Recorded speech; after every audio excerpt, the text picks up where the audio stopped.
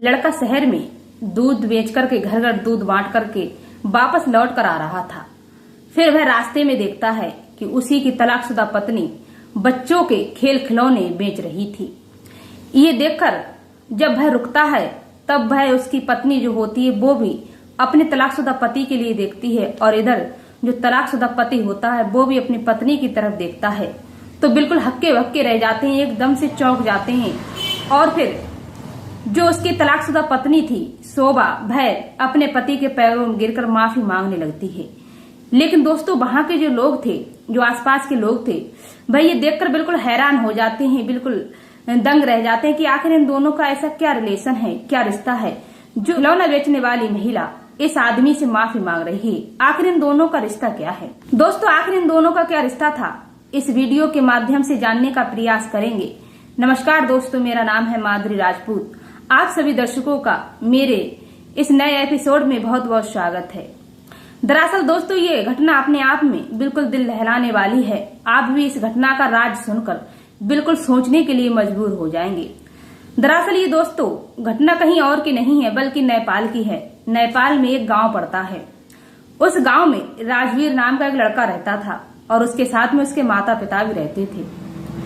लड़का अपने घर पर रहकर खेती किसानी का कार्य कर रहा था, क्योंकि उसके माता पिता बुजुर्ग थे। तब वह अपने घर के कार्यों में फंस गया था और इसीलिए वह अपनी पढ़ाई भी नहीं कर पा रहा था। इसी कारण से वह कुछ कम पढ़ा हुआ था। फिर वह खेती किसानी का कार्य करने लगा और साथ ही जब टाइम मिलता था उसे तो अपनी ऊपरी बचत के लिए पैसे बचाने के खातिर वह दूध का कार्य सुबह शाम करता था। वह शहर में सुबह शाम दूध बेचने के लिए जाया करता था और घर घर दूध बेचकर वापस आ जाया करता था। फिर अपने दिन में अपनी खेती किसानी का कार्य देखता था।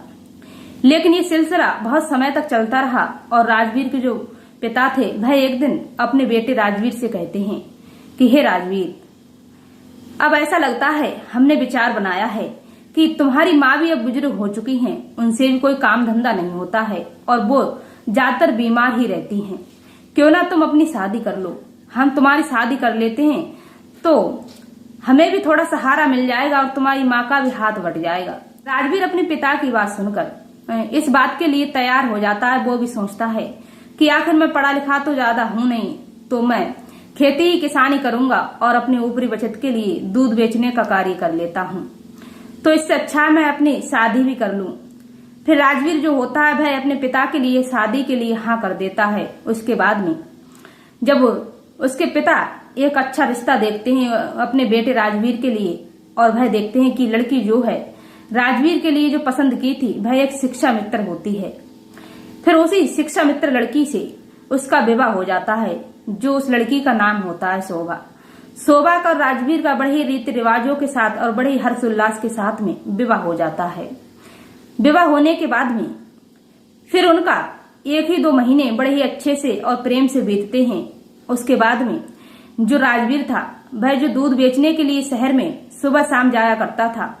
फिर जो उसकी पत्नी थी, जिस स्कूल में वह शिक्षा मित्र थी, राजवीर वहां स्टाफ के लिए जो चाय बनती है उसके लिए दूध पहुंचाने के लिए जाता था। फिर धीरे धीरे ये बात जब शोभा के स्टाफ वालों को पता चल जाती है कि जो शोभा का पति है वह दूध बेचने का कार्य करता है, क्योंकि राजवीर शोभा के स्कूल में दूध देने के लिए जाता था।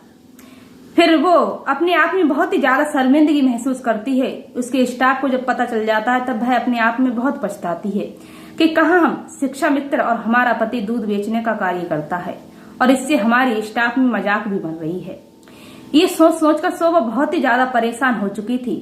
फिर उनके 2 महीने बीतने के बाद में राजवीर और शोभा के बीच में विवाद होने लगता है, लड़ाई झगड़े होने लगते हैं, क्योंकि शोभा जो थी वह अपने पति से दूध बेचने का कार्य रोकना चाह रही थी और वह राजवीर से बार बार मना करती थी कि तुम ये कार्य बंद कर दो और तुम दूध बेचने का काम मत करो। राजवीर जो होता है अपनी पत्नी को बहुत समझाने की कोशिश करता है, लेकिन उसकी पत्नी उसकी एक भी ना सुनती है, ना ही उसकी कोई बात समझती है। क्योंकि राजवीर अपनी पत्नी से कहता था कि देखो प्रिय, मैं ज्यादा पढ़ा लिखा हूं नहीं और मुझे कोई अच्छी जॉब भी नहीं मिलेगी। मैं खेती किसानी का कार्य करता हूं और ऊपरी बचत के लिए मैं सुबह शाम शहर में जाकर दूध बेचकर घर आ जाता हूं, इससे मुझे अच्छे पैसे मिल जाते हैं। लेकिन शोभा ये बात मानने के लिए तैयार नहीं थी। फिर उनका आगे चलकर और भी ज्यादा कुछ ही दिनों बाद फिर से बहुत ही ज्यादा विवाद होने लगता है। विवाद कि राजवीर जो होता है वह शोभा की बातें सुनकर बहुत ही ज्यादा क्रोधित में आ जाता है और अपनी पत्नी पर हाथ उठा देता है। उसके चलते शोभा जो होती है अपने पति से इतनी नफरत करने लगती है, वह अपने मायके चली जाती है और मायके जाने के बाद में वह अपने पति से तलाक के लिए कोर्ट में केस डाल देती है। अब जब तलाक के लिए कोर्ट में पेपर सबमिट कर देती है, उसके बाद में राजवीर और शोभा का 6 मंथ के बाद में उनका तलाक हो जाता है। फिर शोभा जो होती है अपने मायके में रहकर कुछ ही महीने तक जॉब अपनी जो होती है शिक्षा मित्र वो करती है, क्योंकि शोभा अपने माता पिता के कारण, उनकी परेशानियों के कारण वह कंटिन्यू अपनी जॉब नहीं कर पा रही थी। इसी कारण से उसकी जो संविदा जॉब थी शिक्षा मित्र की वो भी छूट जाती है। अब इधर जो शोभा के माता पिता थे वो भी उसका बोझ उठाने के लिए तैयार नहीं थे, वो भी उससे बहुत परेशान थे और उसे ताना मारते रहते थे कि हमने तुम्हारी शादी जैसे तैसे कर कर्जा करके तुम्हारा विवाह किया था, फिर तुमने अपने पति से तलाक ले लिया और तुमने अपने ससुराल वालों से बिगाड़ ली। अब तुम ना इधर की हो ना उधर की और हम पर बोझ बनकर बैठी हुई हो। हम तुम्हारा बाहर कहाँ तक उठाएंगे और साथ ही साथ तुम्हारी जॉब भी छूट गई। फिर शोभा अपने माता पिता की ये बातें सुनकर बहुत ही ज्यादा दुखी होती है। दोस्तों, फिर शोभा जो होती है वह अपना मायका छोड़कर एक शहर में चली आती है। उसी शहर में आ जाती है जिस शहर में राजवीर जो था वह दूध बेचने का कार्य करता था। फिर शोभा शहर में आकर एक किराए पर कमरा ले लेती है और वह मजबूर होकर अपनी जिंदगी से हार तक कर अपने जीवन की दिनचर्या को चलाने के लिए वह बच्चों के खेल खिलौने खरीद कर लाती है और उन्हें बाजारों में जाकर दुकान लगाती है और उन्हें बेचने का कार्य करती है। और उसे जब टाइम मिलता था तब वह बच्चों के खेल खिलौने गलियों में भी बेचती थी। फिर वो ऐसे तैसे करके 5-6 महीने अपने बिताती है, बच्चों के खेल खिलौने बेच कर अपने जीवन को व्यतीत करती है।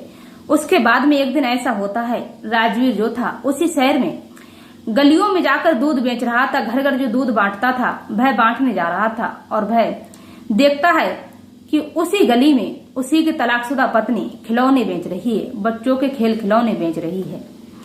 अब ये देखकर जैसे ही राजवीर की नजर अपनी पत्नी पर शोभा पर पड़ती है और शोभा की नजर अपने पति तलाकशुदा पति राजवीर पर पड़ती है, तब ये देखकर वो हक्के बक्के रह जाते हैं, बिल्कुल चौंक जाते हैं और बिल्कुल दोनों लोग भावुक हो जाते हैं।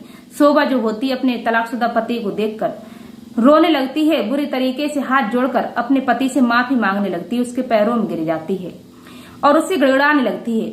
लेकिन जो वहां के कॉलोनी के लोग थे वह ये देखने लगते हैं और वहां पर भीड़ इकट्ठी हो जाती है कि आखिर वो भी सोचने के लिए मजबूर हो जाते हैं कि आखिर ये खिलौना बेचने वाली महिला का इस दूधिये से क्या मतलब है, इस व्यक्ति से क्या मतलब है जो इससे माफी मांग रही है, आखिर इनका रिश्ता क्या है। फिर जो राजवीर था वह अपनी पत्नी तलाकशुदा पत्नी को शोभा को समझाता है और बहुत ही ज्यादा उससे बातें करता है। तब शोभा से पूछता है कि आखिर तुम ये बताओ, तुमने मुझसे तलाक ले लिया था, अब तुम अपने मायके नहीं रही, तुम्हारे माता पिता तो बहुत ही अच्छे हैं, बिजनेसमैन हैं, फिर भी उन्हें घर से निकाल दिया। अब तुम इतना घटिया काम कर रही हो, तुमने मुझे तो दूध बेचने से बहुत रोका था। फिर शोभा जो होती है वह अपने पति से रो रो कर हाथ जोड़कर माफी मांगती है, कहती है कि मैंने तुम्हें दूध बेचने से रोका था, बहुत बड़ी भूल की थी, बहुत बड़ी गलती की थी, लेकिन अब मैं तो तुमसे भी घटिया कार्य कर रही हूँ। फिर राजवीर जो होता है और भी बातें करता है। फिर शोभा अपने पति को सारी बात बताती है, राजवीर को कहती है कि तुमसे तलाक हो जाने के बाद में मेरे माता पिता बीमार पड़ गए थे, तो इसी कारण से मैं अपनी जॉब कंटिन्यू नहीं कर पाई, तो मेरी जो शिक्षा मित्र की संविदा जॉब थी वो भी मेरे हाथ से निकल गई, वो भी छूट गई। उसके बाद में मेरे माता पिता ने मेरा बोझ उठाने से इनकार कर दिया, मेरा खर्चा उठाने से साफ मना कर दिया, उन्होंने मुझे घर से निकाल दिया। अब मैं अपना पेट भरने के लिए यहाँ शहर में मैंने कमरा ले लिया है, कमरे पे रहकर मैं ये बच्चों के खेल खिलौने खरीद कर लाती हूँ, उसके बाद में मैं बाजार में दुकान लगाती हूँ। अब बाजार के बाद जब मुझे दूसरे दिन टाइम मिलता है तो मैं बच्चों के खेल खिलौने गलियों में भी आवाज मार कर बेचती हूँ। अब ये बातें बताकर शोभा जो होती है राजवीर के पैरों में गिर जाती है और बहुत ही ज्यादा रोने लगती है, अपनी गलतियों को पश्चाताप करती है और राजवीर से माफी मांगती है। लेकिन राजवीर बेचारा वो भी मजबूर था, क्योंकि वो भी अकेला था, उसने भी कोई दूसरी शादी नहीं की थी, क्योंकि वो अपनी पत्नी को तो न पहले छोड़ना चाहता था, वो अपनी पत्नी से बहुत प्रेम करता था। लेकिन शोभा जो थी अपनी गलतफहमियों की वजह से अपने पति राजवीर को छोड़कर चली जाती है और उसके बाद में उससे तलाक ले लिया था। शोभा भी इस बात को बहुत ही ज्यादा पश्चाताप कर रही थी। फिर राजवीर जो होता है शोभा को टाइम देता है और शोभा से कहता है कि अगर तुम मेरे साथ चलने के लिए तैयार हो, तुम्हें अपनी गलती का पश्चाताप है, तब मैं अपने इस बात के लिए माता पिता को बताऊंगा और उनसे पूछकर आता हूं कि तुम मेरे साथ आने के लिए तैयार हो। अब जब मेरे माता पिता हाँ कर देंगे तब मैं तुम्हें अगले दिन आकर तुम्हें बड़े ही हंसी खुशी के साथ में अपने साथ ले जाऊंगा। फिर राजवीर शोभा से बात करने के बाद में अपने घर पहुंचता है। अब घर पहुंचने के बाद में जब शोभा की सारी हकीकत अपने माता पिता को बताता है, तब राजवीर के जो माता पिता थे वो भी बहुत ही ज्यादा खुश हो जाते हैं। बहुत ही ज्यादा उनकी आंखों से भी खुशियों के आंसू आने लगते हैं और वह अपने बेटे से कहते हैं, राजवीर से, कि जाओ बेटा, हमारी बहू को हमारे घर ले आओ। आखिर कहते हैं कि जो इंसान सुबह का भूला शाम को घर आ जाए तो उसे भूला नहीं कहते। आखिर हमारी बहू शोभा के लिए अपनी गलती का पश्चाताप है और अब है अपनी गलती पर पछता रही है, तो उसे माफ कर कर घर ले आओ। फिर राजवीर अपने माता पिता की बात मान लेता है। अब वह अगले दिन उसी शहर में दूध बेचने के लिए जाता है। तब अपने साथ अपनी पत्नी को बड़े ही हंसी खुशी के साथ विदा कर कर घर ले आता है। अब उसकी पत्नी एक अच्छी बहू बनकर अपने घर ससुराल में रहने लगती है और अपने सास ससुर की सेवा करती है और राजवीर के साथ में बड़े ही प्यार के साथ अपने जीवन को व्यतीत करने लगती है। अब इधर दोनों का रिश्ता बड़े ही भगवान की दुआ से एक हो जाता है। अब दोनों लोग बड़े ही अच्छे से अपने परिवार में रहने लगते हैं, मेल प्रेम के साथ। अब उनमें ना ही कोई लड़ाई होती है, ना ही कोई झगड़ा होता है।